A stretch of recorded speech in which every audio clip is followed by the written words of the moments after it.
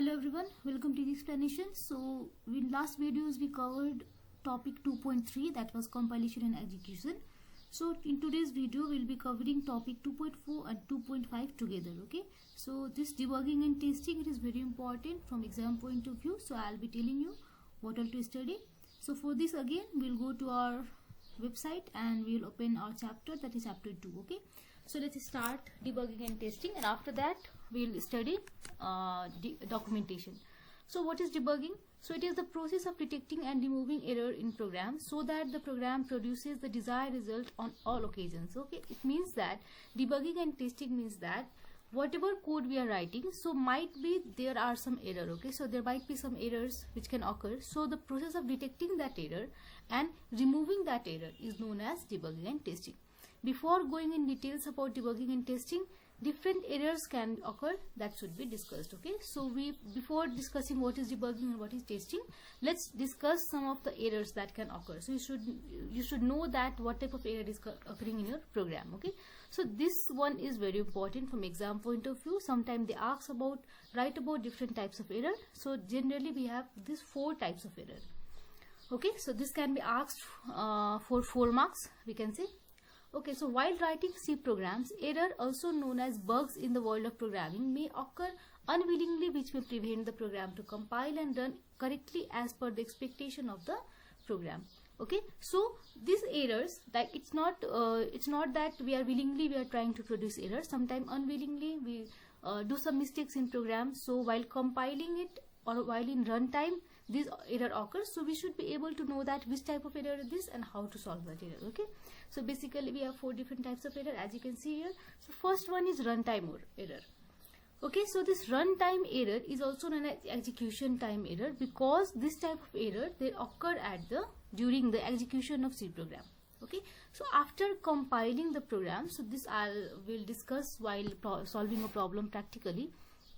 Okay, so if you write a program, so you have to compile it first and then it will go to run. So while compiling, that is known as compile error or compilation error. So after compilation we have running of program or execution of program, so this is known as runtime error.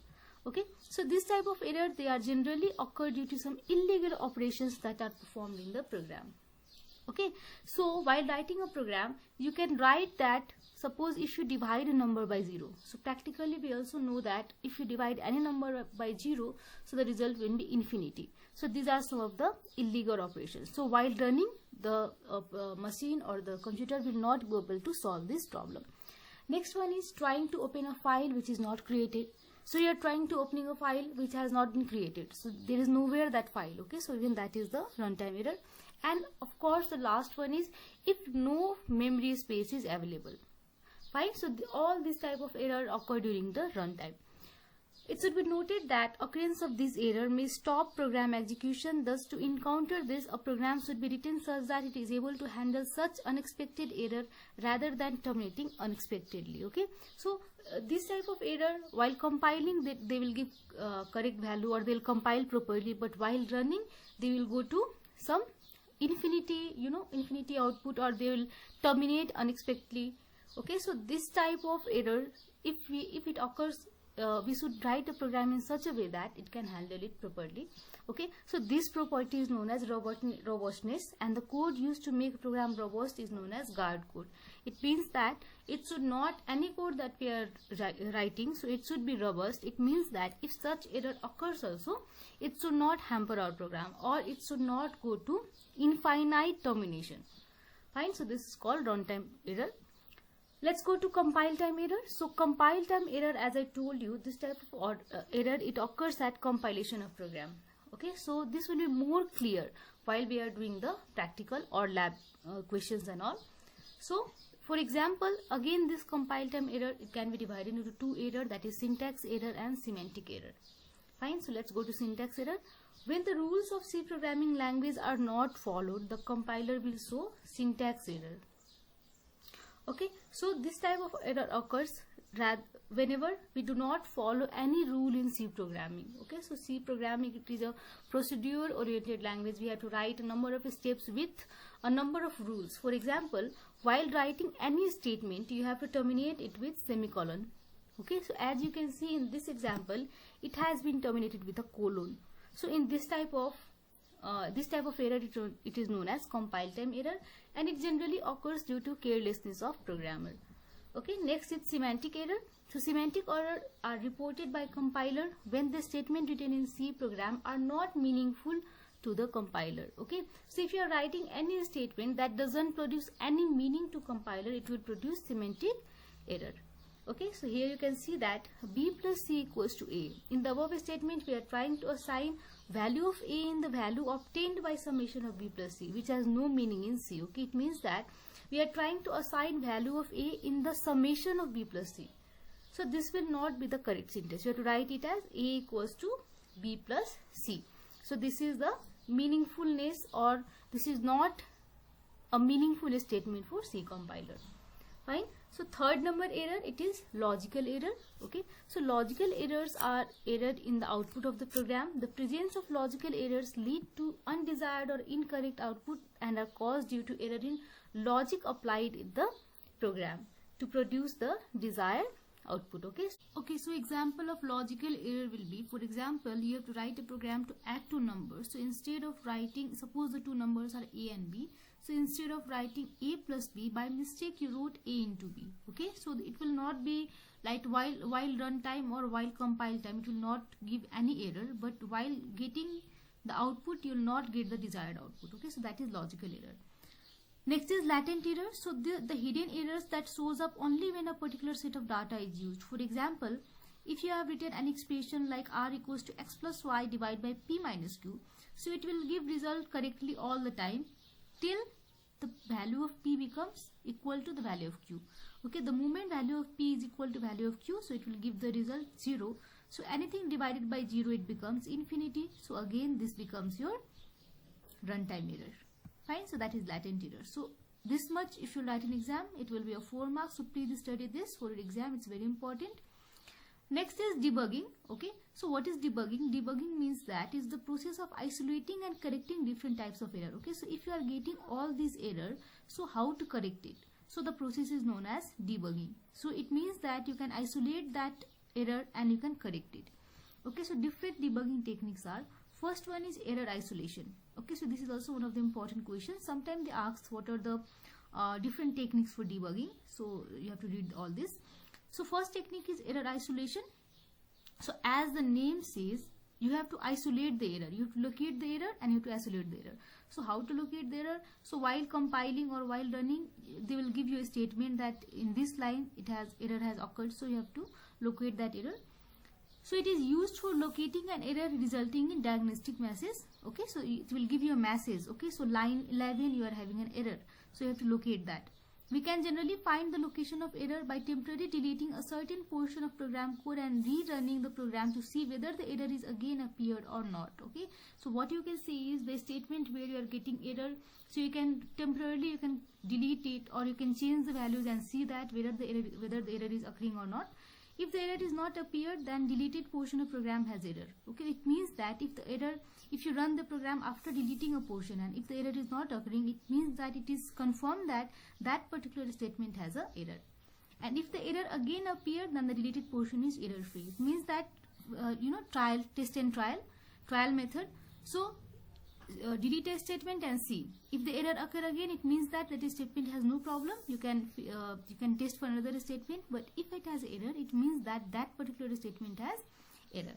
Hence this process is known as temporary deletion of an statement. So that is known as error isolation.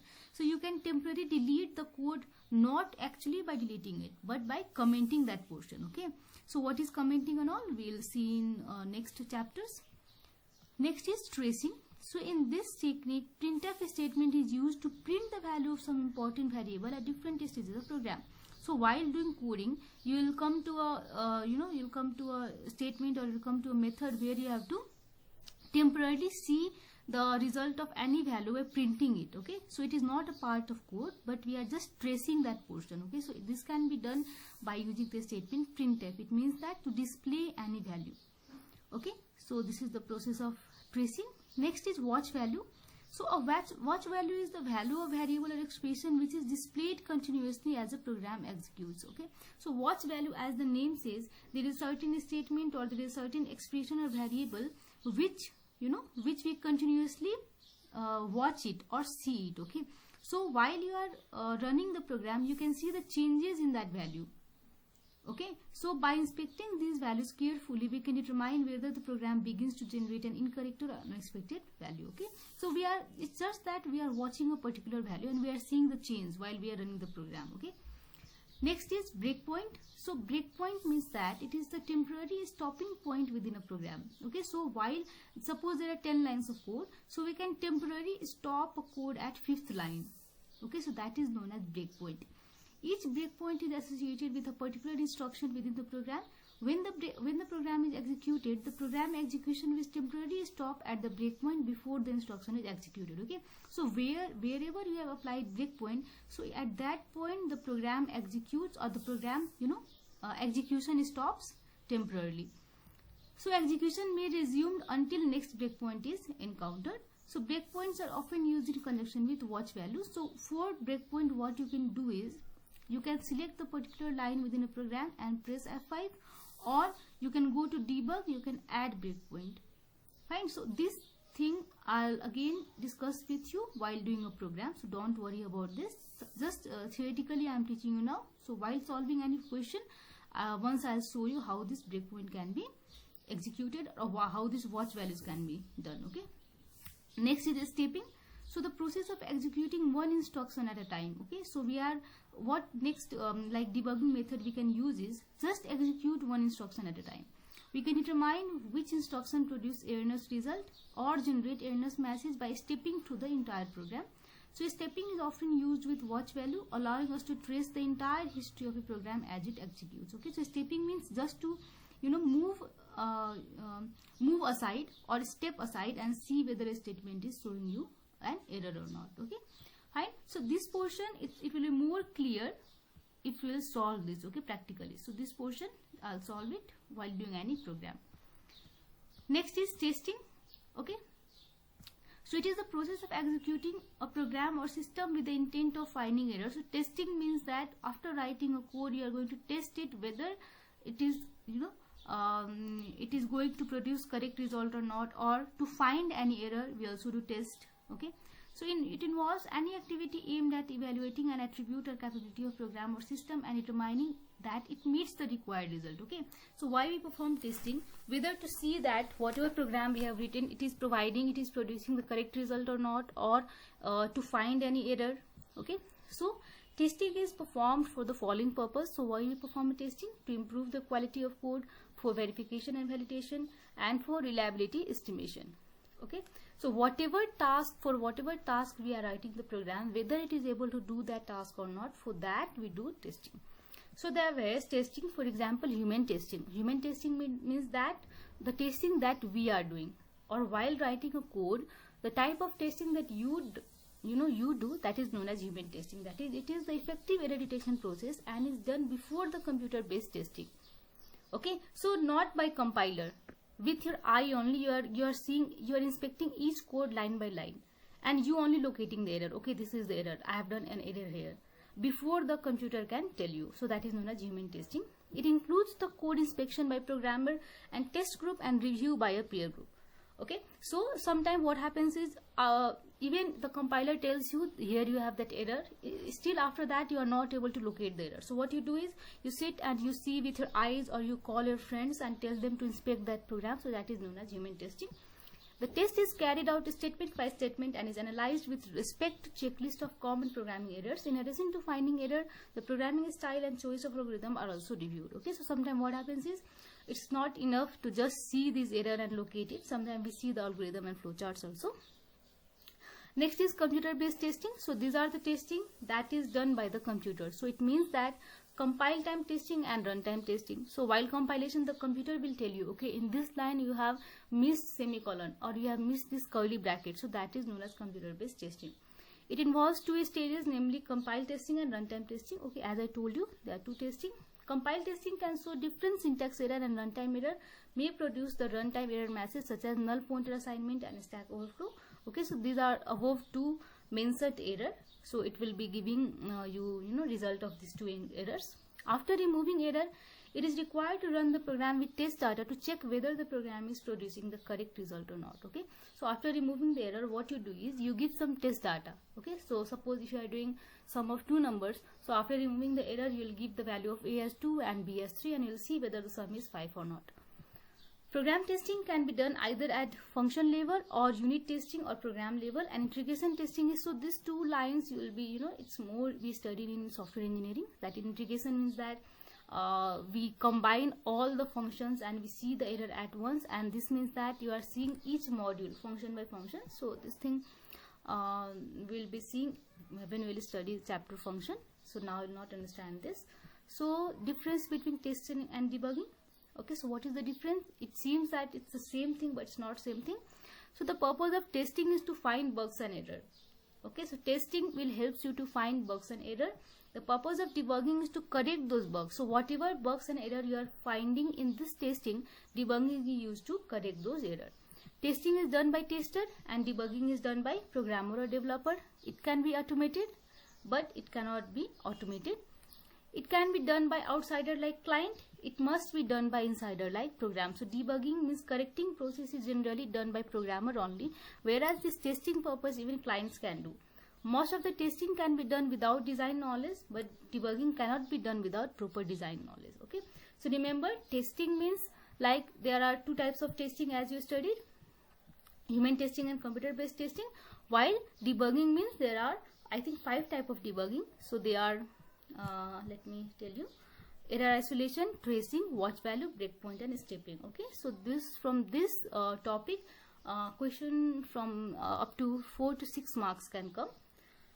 Okay, so last topic for our chapter is program documentation. So as it tells you, so it is generally it is topic 2.5. If you can see here, it is the last topic of chapter 2. Okay, so program documentation means that, as the name tells you, documentation means to just writing your program for future reference. You can see, okay, writing it somewhere in a paper, in a diary, or in a file, okay, in a form of software. So that means documentation. Documentation, we are storing your program or code or flowchart for future reference. So why it is needed? Okay, so for example, if you are a programmer, so you have developed a software and you did proper documentation in a form of file. So another, suppose in place of yours, another programmer come in future, and if he or she wants to understand whatever code you have done or whatever algorithm you have used, so what he or she can do, he or she can just go through the file that you have documented. Okay, so that is the usefulness of documentation. So program documentation refers to details that describe a program. While writing a program, it is a good programming practice to make a brief explanatory note on the program segment. This explanatory note is known as comment. Okay, so suppose if you are writing a program, sum of two numbers, so what you can do is you can comment and give the heading. Comment means that that portion will not be executed. So I'll tell about this while we'll start the programming portion. So if your comment, you can write there, this is a program written by ABC for summing two numbers. Okay, so if anyone open that code, so he or she will read that statement and he or she will know that, okay, this is a program to sum two numbers. Okay, it explains how the program works and interact with it. Thus it helps other programmers to understand the program. Okay, so suppose you have written some 100 lines of code, and if you have not written that heading, that what it does, so it will be harder for a programmer to go through all the code and find out that what is this program about. So you should do proper documentation.